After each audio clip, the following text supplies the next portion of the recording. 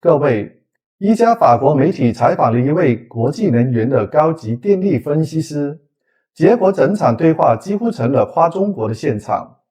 主题是什么呢？全球电力结构的历史性转折，那就是可再生能源发电量首次超越燃煤的发电。这意味着清洁能源终于能满足全球增长的能源需求，意味着未来几十年，人类有可能在经济增长与环境保护之间找到一个平衡。而更关键的是，推动这一变化的主力军不是欧美，而是中国和印度。其中中国一个国家就贡献了全球超过一半的太阳能增长，以及全球 80% 以上的风电增长。法国记者都忍不住追问道，这是因为中国政府的政策推动，还是私营部门的活力呢？分析师的回答非常直接，两者都有。中国的成功不是偶然，而是一个长期战略的结果，既有国家层面的顶层设计，也有企业层面的技术突破。从太阳能、风电到储能电网，再到电动车，中国几乎同时发力。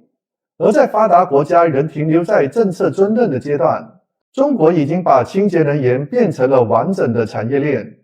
这一位专家还说了一句非常有意思的话，中国是唯一一个电网投资仍在持续增长的国家。那这个到底是什么意思呢？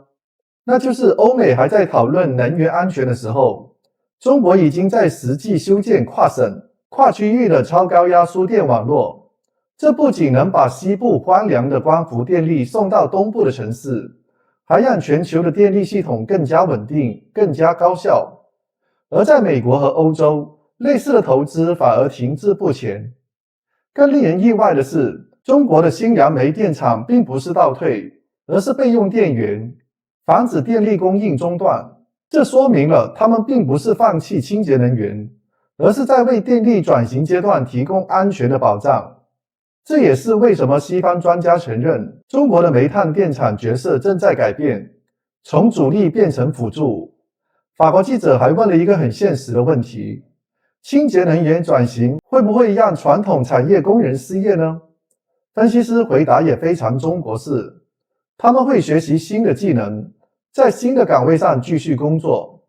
换一句话说，中国不是在抛弃旧产业，而是在用一个新的产业吸纳旧的劳动力，这是一个真正的逐渐式转型。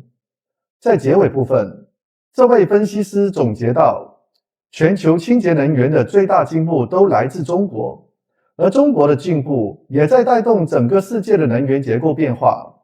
这一句话其实可以说是西方舆论少见的正面评价。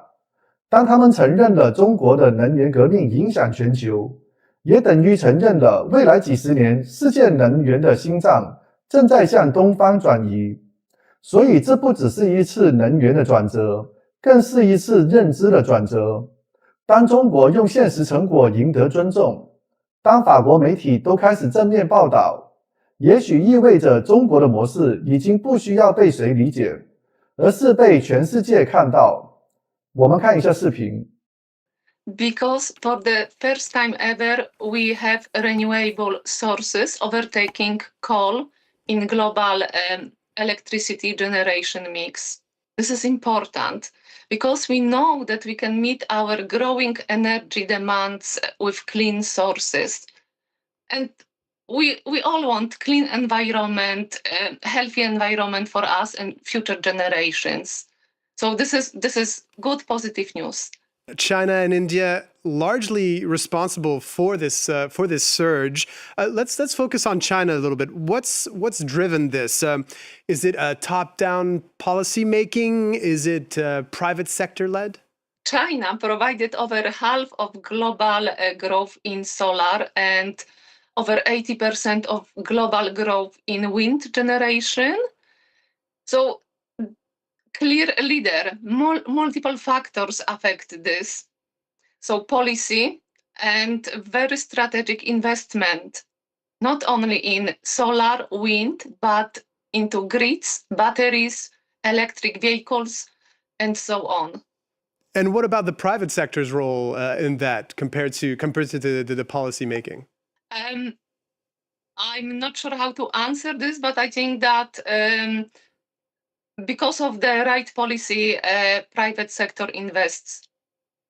I see. And not only in China, but also abroad. So meanwhile, China announced its updated climate goals recently, as it does every 5 years since the Paris Climate Accord. For the first time, it's set a target for emissions reductions as opposed to when its emissions will peak. That target is somewhere between 7 and 10% reductions by 2035. This has largely underwhelmed, even if China actually has a habit of setting low expectations and then later surpassing them. What's your assessment of these updated commitments? China meets their targets well ahead of time for most of things. We see that coal, the largest source there for electricity, is already beginning to plateau.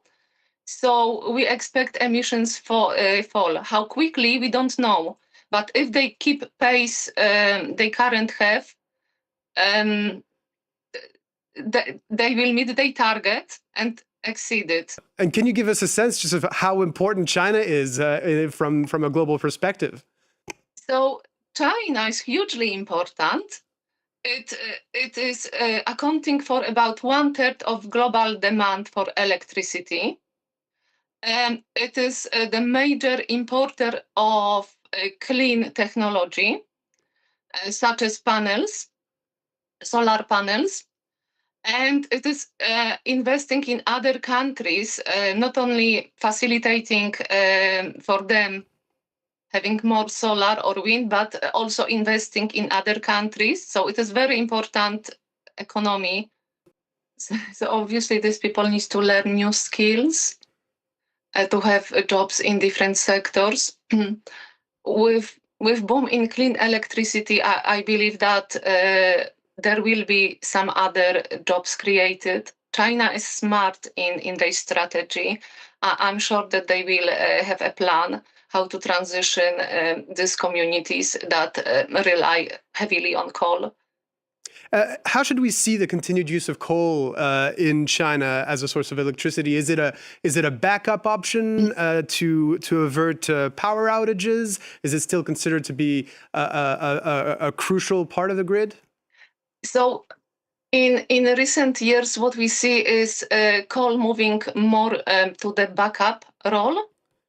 So as they are adding more clean sources like solar, wind, they use coal less. So yes, they have new coal power plants, but they are smaller and they serve more like a backup source than main source of the electricity. So how is that the only reason to explain why new coal power plants are still being built to this day? I think this is the main reason. If I can say, we often point finger at China saying that they have a lot of coal, but we all benefit. We have the solar panels, they export to us, and other clean technologies, and we use other things produced in China. So whatever emission China produces is a little bit of ours too. And China is investing in batteries, so hugely investing. So I believe that we will see less and less coal generation. Mm-hmm. And we see beginning of plateau already in electricity mix. Mm-hmm. Very interesting. You mentioned the huge investments in batteries, for instance. One of the big other challenges that China is facing is being able to transport the clean energy produced in the western part of the country that's sparsely populated all the way to the eastern part of the country where most of the population is located. How have they managed to do this? I don't have specific, information on this, but there will be variation between regions in each country, including in China. However, China is investing heavily also in grid connections. That's the only country with increasing investment in grid connections. These are electric cables that connect different power plants or, between different regions or cities. So simple power cables, which you see overhead or sometimes underground. And you say that China is the only country or the leading country that invests in this? Well, so they are increasing their investment in grids, so in connectors. Other countries stagnate their investment. Is that the trend in general, that China is making progress while other countries, the US and Europe, are lagging behind? So we see progress everywhere. We know that over half of global economies now are past fossil fuel peak. We know that fossil fuels are declining in OECD for over a decade now. So we see progress everywhere, but the biggest progress, also because of the scale of China economy, is in China. But progress is everywhere. There is no stopping of this progress, including in the United States under Donald Trump, with his expressed disdain for renewable energy. So actually, in the USA, solar did quite well around the global average growth, but demand was quite strong, and what happened was that gas was expensive at the beginning of the year, so they brought more coal. I'm not saying it is the right thing. I'm saying that was done, and usually you need some time to see policy impact on the sector. Transition will continue. Mm-hmm. You have some states that are cleaner than others.